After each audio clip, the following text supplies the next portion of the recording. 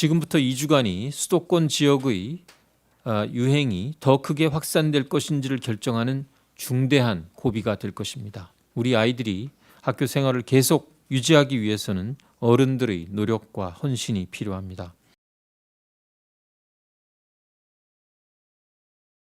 물류센터에서 직접 감염된 확진 환자는 70명이나 이들로 인한 전파가 26명이며 계속 추가될 것으로 예상됩니다. 다른 물류센터, 콜센터 등의 다른 사업장에서도 접촉력이 파악되고 있어 역학조사와 검사를 신속하게 실시하고 있습니다. 이외에도 산발적으로 수도권의 지역사회 감염 사례가 함께 나타나고 있으며 음식점, 주점, 보험사 등에서 감염 경로를 알 수 없는 확진 환자가 산발적으로 발생하고 있습니다. 방역 당국이 총력을 다해 추적하고 있으나 추적 이전에 이미 지역사회로 전파되어 감염 환자가 지역사회 내에 잠복해 있을 위험성이 존재하고 있는 상황입니다. 수도권 주민들께 협조와 동참을 당부드립니다. 앞으로 2주간 가급적 각종 모임과 행사를 취소하거나 연기하여 주시기 바랍니다. 특히 음식점, 뷔페 등에서 다수 환자가 발생되었던 점을 상기하고 밀집도가 높고 밀폐된 다중이용시설 이용을 자제해 주시기 바랍니다. 이와 함께 언제 어디서나 코로나가 감염될 수 있다는 생각을 가지고 마스크 착용, 손 씻기 등 기본적인 방역수칙을 준수해 주시기 바랍니다. 특히 날씨가 더워지면서 마스크를 쓰지 않고 외출하시는 분들이 많아지고 있습니다. 외부 출입 시에는 반드시 마스크를 착용하시기 바랍니다. 수도권에 위치한 기업과 사업장의 철저한 방역 관리를 당부드립니다. 사업장 내의 방역 관리자를 지정하고 유증상자가 여러 명 동시에 발생할 경우에는 집단 감염을 의심하고 검사를 받는 등 신속히 조치해 주시기 바랍니다. 지나치게 밀집도가 높은 사업장의 경우 유연 근무를 활용하거나 직원 배치를 조정하는 등 거리 두기가 가능하도록 필요한 조치를 취해 주시기 바랍니다. 부천 물류센터의 경우에는 작업복, 작업장 등에서 코로나 검체가 확인되었는 바 사업장 내의 소독과 환기도 철저히 해주시기를 당부드립니다. 특히 기업은 코로나19 방역에 있어서 당장 눈앞의 추가 비용이 고민될 수 있겠으나 집단 감염이 발생할 경우에는 기업의 신뢰도가 크게 하락하고 기업 전체가 위기에 빠질 수 있다는 교훈을 유념해 주시기 바랍니다. 주말을 맞이하여 종교시설에서도 지금까지 협조해 주셨던 것처럼 방역수칙을 준수해 주시기를 요청드립니다. 특히 성경연구회에서 감염이 확산된 사례를 유념하고 밀접한 대면 접촉이 이루어지는 소규모 모임은 자제해 주실 것을 부탁드립니다. 28일에는 긴급 유통업계 방역회의를 개최하고 신속한 현장 점검 협조를 요청하였습니다. 또한 5월 28일 3개 센터에 대한 긴급 현장 점검을 실시하였고 6월 1일까지 총 32개 센터를 대상으로 긴급 점검을 진행할 예정입니다.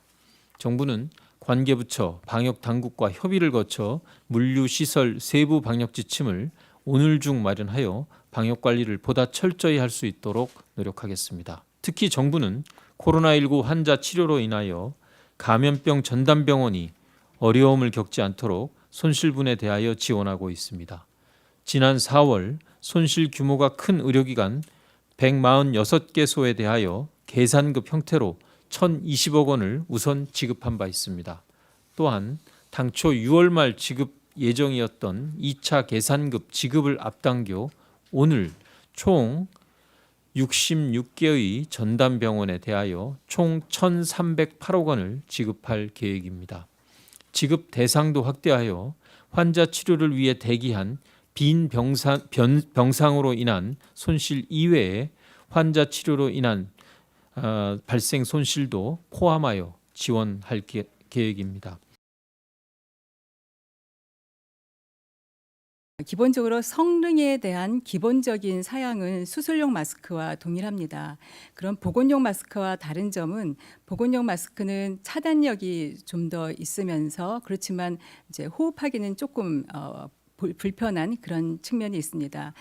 그런데 우리 국민께서 여름이 되고 날씨가 더워지면서 그리고 지금 생활 방역이 중요해지면서 실내에서도 장시간 마스크를 써야 되니까 마스크를 제대로 쓰기 위해서는 코하고 입을 잘 가리셔야 되는데 이제 그런 게 많이 부족해서 저희가 생각하기에 그거보다는 조금 얇더라도 그래서 차단 능력은 조금 보건용보다는 떨어지지만 그래도 호흡이 좀 더 용이하고 착용이 간편한 그런 수술용 마스크와 유사한 그 동등 이상의 성능을 가진 그 마스크를 신설했습니다. 그게 비말 차단용 마스크이고요. 그래서 기본적으로 비말 차단용 마스크는 일반인을 대상으로 하기 때문에 통상 수술용 마스크는 이렇게 평판형에서 네모진데 이 비말 차단용 마스크는 평판일 수도 있고 아니면 우리 보건용 마스크처럼 이렇게 좀 이렇게 가로 이게 둥근 타원형이 될 수도 있고 다양한 모양이 될 수 있을 것 같습니다.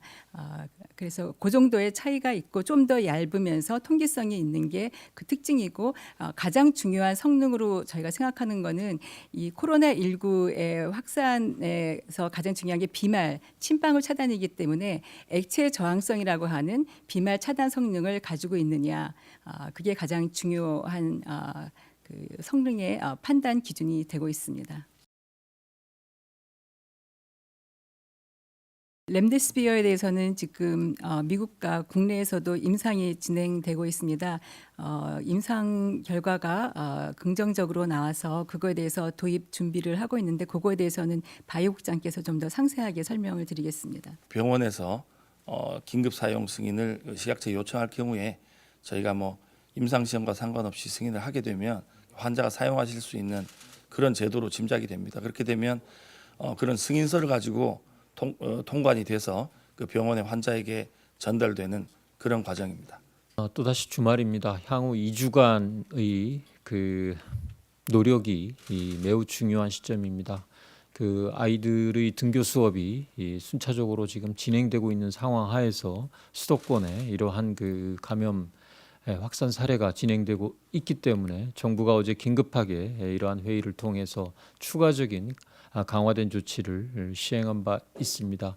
이 강화된 조치의 시행의 불가피성에 대한 이해를 부탁드리고 결국은 방역 당국의 노력뿐만이 아니라 국민들께서 같이 노력해 주셔야 저희가 지금 진행하고 있는 생활 속 거리 두기의 안착이 가능하다라는 점을 다시 한번 강조드리면서 향후 2주간 특히 수도권 지역 주민들의 적극적인 이해와 협조를 거듭 당부드립니다.